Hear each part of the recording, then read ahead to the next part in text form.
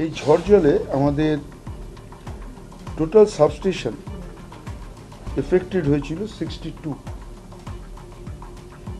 Note down করার দরকার নেই, আমরা আপনাদের সবাইকে দিয়ে দিচ্ছি হোয়াটসঅ্যাপ ডিটেলস। এটা আপনাদের অনেকেরই প্রশ্ন, সাবস্টেশন কী করে এফেক্টেড হয়।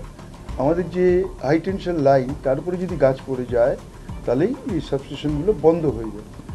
তো সেই কারণে 62টা সাবস্টেশন আমাদের বন্ধ হয়ে গেছিলো।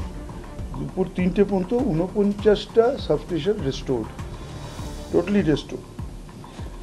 আমাদের কজ অফ ইন্টারাপশন হচ্ছে পোল ড্যামেজ হয়েছিল 2350 নাম্বার, 2350টা পোল ড্যামেজ হয়েছে যেগুলো পড়ে গেছে।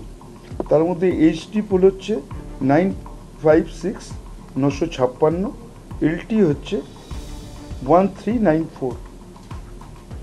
আমাদের ট্রি ফলিং অন লাইন, গাছ পড়ে গেছিল লাইনের উপরে 4239টা, 4239টা।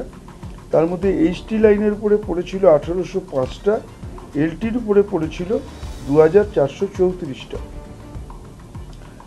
কন্ডাক্টর স্ন্যাপিং মানে হচ্ছে যে তার ছিঁড়ে গেছে, সেটা হচ্ছে 380 কিলোমিটার। ইনসুলেটর ড্যামেজ হয়েছে 5400, 5400। ট্রান্সফরমার ড্যামেজ হয়েছে 140টা। এবি কেবল ড্যামেজ হয়েছে 70 কিলোমিটার। কিছু জায়গায় এখনও আমরা কাজ করতে পারছি না, তার ডিটেলস আমাদের সেক্রেটারি দেবেন।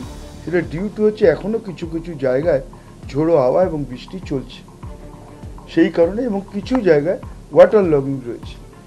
এখন যেখানে জল রয়েছে সেখানে উঠে এই বিদ্যুতের কাজ করা সম্ভব না, তো সেই কারণে আমরা কিছু করতে পারছি না। আমি আপনাদের কয়েকটা ভিডিও দেখাতে পারি।